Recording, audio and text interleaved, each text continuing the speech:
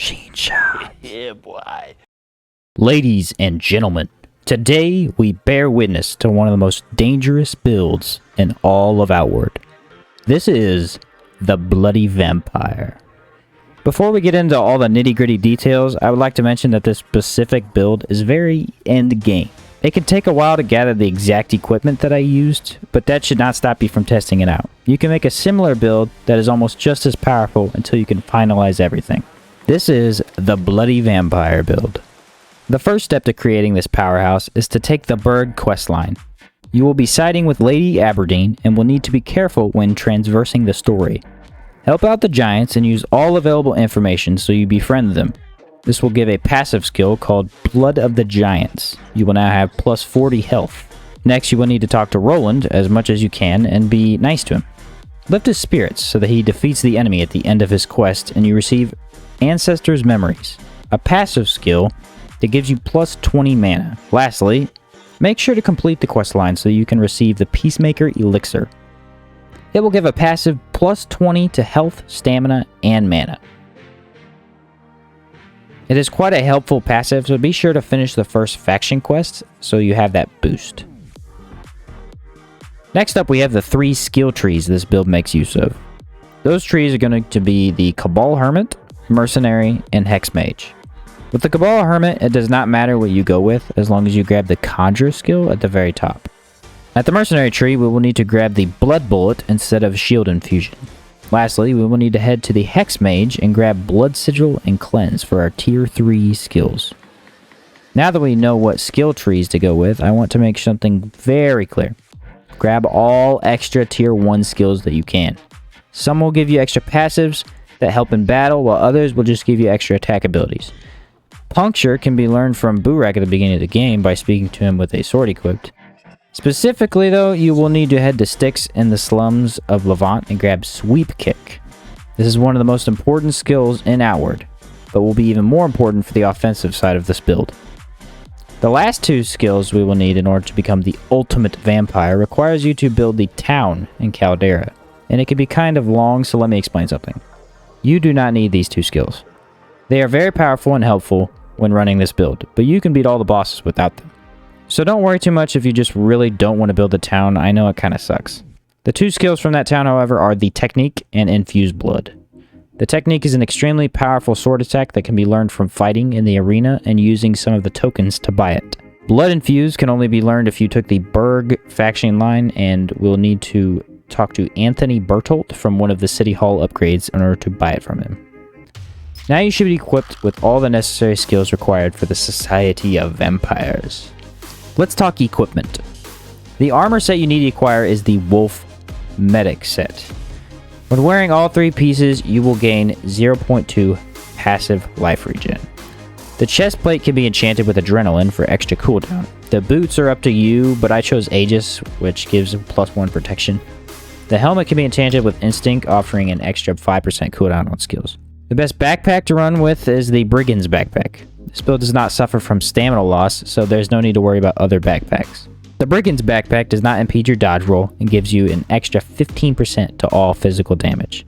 The specific lantern you choose does not matter, but it matches the decor of the vampire if you enchant a Virgin Lantern with Sanguine Flame, giving it a red glow. Now to the fun stuff. Weapons. A vampiric sword is the obvious choice due to it leeching health. It can be attained by enchanting an iron sword with Thirst and activating it on a blood altar. However, I also recommend using another sword, and here is why. The vampiric sword swings at a 0.8 speed, meaning it is the slowest sword swinging speed in the game. If you have Blood Infuse, you will be able to leech health on any weapon you choose, so I prefer to bring along a fast sword, such as Old Legion Gladius. It is dropped from one of the bandits in Vendaval Fortress, so it is extremely easy to get. The Maelstrom Blade is actually just as fast, so I recommend using that weapon if you have it on hand. The Old Legion Gladius is much easier to acquire, however, so I tend to keep that on me. Lastly is the gun. Simply head over to Levant and buy a cannon pistol. This is not even one of the better pistols in the game, but it inflicts a debuff called Confusion that will make this build stupid fun. For the amount of mana, I recommend giving up 3 total points. This is a little low when you're using the Blood Bullet a lot, but after all the passive skills we end up with, it's enough to not worry about it. If you want more mana, just be aware that it will start to kill you in terms of stamina. You will not have enough stamina to constantly use your attacks or dodge as freely as you may wish to. This is why I recommend 3 points, because it gives you enough mana without totally destroying your stamina bar. Another thing to remember is that you will need dark stones to use the blood sigil, so either farm a bunch out right away or slowly do it as you progress. Either way, you will need them to defeat the harder bosses. At this point, we have everything we need for the bloody vampire build. Here is the best way to go about fighting enemies. First off, you will need to cast the Decay boon to use the Blood Bullet. This skill can be learned from the Immaculate and Chastenese for free, so it's not hard to get. Cast Decay before entering a fight. Next, cast Blood Sigil close to the enemy, but far enough away that he doesn't instantly try to kill you. Cast Conjure on the Blood Sigil, causing a blood turret to form and fight for you. Infuse your sword with infused blood. Now you want to goad the enemy into range of your turret. Simply use Blood Bullet, which will not only get the enemy's attention, but will also inflict him with confusion. Once the enemy attacks, you can use Sweep Kick to completely knock it on the ground. Now you can attack with Puncture to inflict pain and get a few hits in. The safest way to play is to shoot when you don't have Sweep Kick and knock the enemy over when you do. This leaves you with plenty of damage from melee and gun attacks while your blood turret is still wreaking havoc. Sweep Kick will instantly knock over any enemy inflicted with confusion. This is why the cannon pistol is so effective.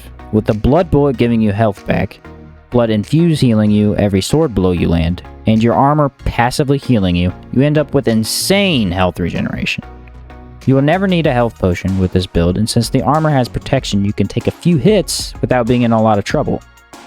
Overall, the build is not tanky. If you try to take on too many enemies or the wrong enemy without any buffs, you will probably die. But ultimately, you can fight without too much worry of death. It's important to think about the fact that you will primarily be doing decay and physical damage. Blood Bullet, Blood Sigil, and Blood Infuse all do decay damage. So if you try to fight enemies with large amounts of decay resistance, such as Shell Horrors and Immaculates, you may need to take extra precaution. This may not be the most powerful build in Outward, but it certainly packs a punch. Plus, that health regen feels really nice during a fight. Lastly, don't forget the passive perks of the Hexmage tree. You will never have burnt health, stamina, or mana as long as you keep killing enemies. Plus, you get health back after an enemy's death. More health on top of the insane amount you already have. This build never ceases to amaze me. I highly recommend it to new people, since getting hit isn't the worst thing in the world.